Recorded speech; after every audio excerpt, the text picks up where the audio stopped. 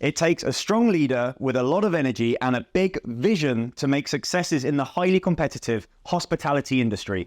Enter Mateo Ramos, the CEO of Foodvest Holding.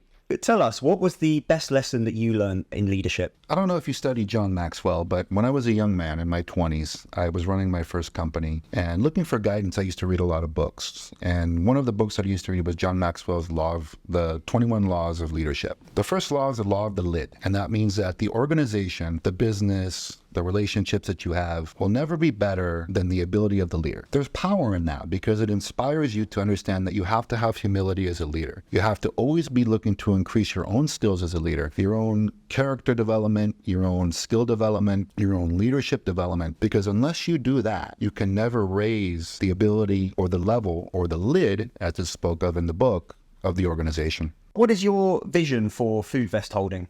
Well, we want to be one of the best independent food operators in the Middle East. I mean, that's what leaders do. You set a course that some may seem or may think is impossible, but you as a leader, and if you can imagine it, then you have the ability to make it possible. And so, of course, we want to be one of the largest independent operators in the Middle East, but we also want to have a culture where we really build great leaders that can follow me into the future. When I'm not here, I hope there's someone better that was raised in this organization who has character and leadership that I've modeled. And so when you're looking at business, it's all about people. And for us, it's, okay, we want to be, of course, large. We want to make a lot of money, but we want to raise an organization where there's great people who can follow me and have great careers into the future. To date, what has been your proudest moment managing Foodvest Holding? Well, I have to say that the proudest moment is that I've got a great team that's been around me for a long time. And we've had very, very low churn in our senior leadership. They've grown, and they've grown to a level where they can manage the business without the day-to-day hands-on management that I used to have to provide in the beginning. So the proudest moment is when you build a team where people can self-police, hold each other to standard, understand that self-improvement is the key to real management of a business, and continually look at each other, criticize each other, grow with each other. Understand, like a family, yes, there may be internal disputes, but in the end, we're a family, and it's us versus the world. You make it sound a lot easier than it, because I've noticed in Bahrain, a lot of businesses, they have high staff turnover. I mean, there's staff turnover at our junior levels, but in our senior levels, we've been pretty much the same team from the first day I got here. I mean, that comes from, well, I don't want to say it comes directly from me, but it comes from a group of people who are committed culturally to each other and committed to each other to achieve goals, dreams, and ambitions. Speaking honestly, what would you say are some of the biggest difficulties with the industry that you're in? Well, it's going to be the small-time guys like me, you know, the independent operators versus the big guys.